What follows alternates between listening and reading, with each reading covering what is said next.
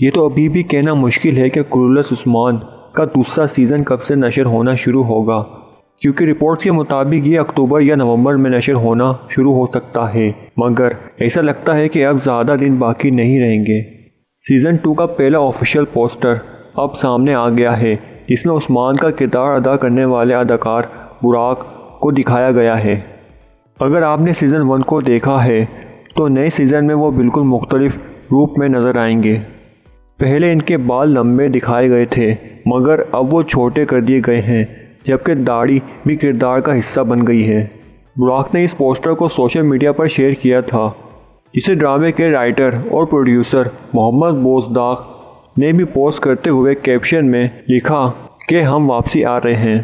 बुराक ने इस रूप में एक और पोस्ट भी की थी, जिसमें वो एक गाड़ी में सफ़र कर रहे थे।